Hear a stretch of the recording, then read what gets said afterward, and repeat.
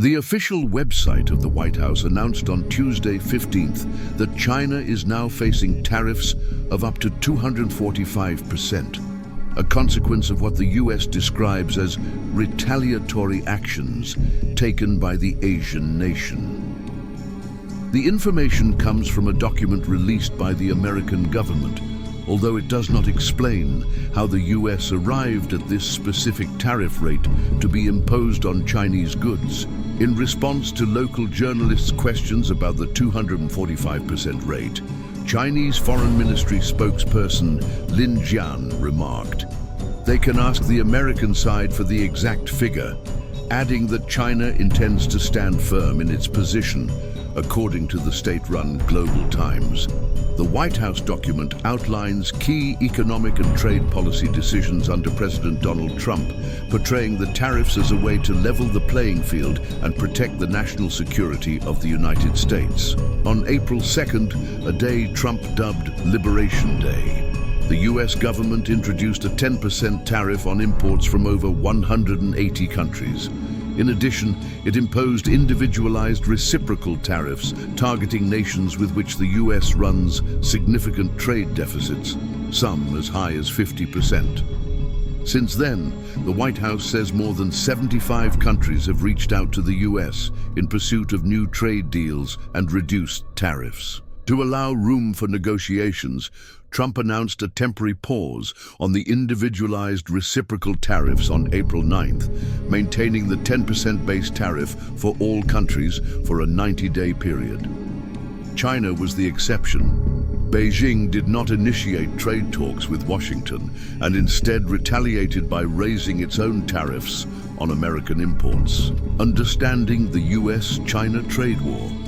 Tensions between the world's two largest economies escalated last week following President Trump's announcement of reciprocal tariffs.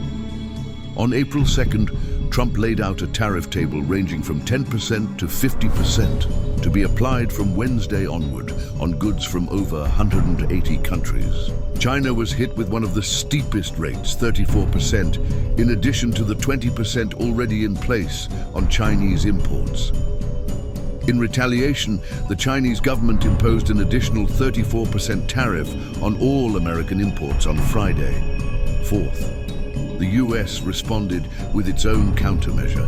Trump gave China an ultimatum: remove the tariffs by 1 p.m. Brasilia time on Tuesday and 8th, or face an additional 50 percentage points, bringing the total tariff to 104%. China held its ground and declared it was ready to fight back to the very end. Staying true to his word, Trump raised the tariffs by another 50%. While making the announcement, he expressed hope that China would eventually seek a deal to avoid further penalties.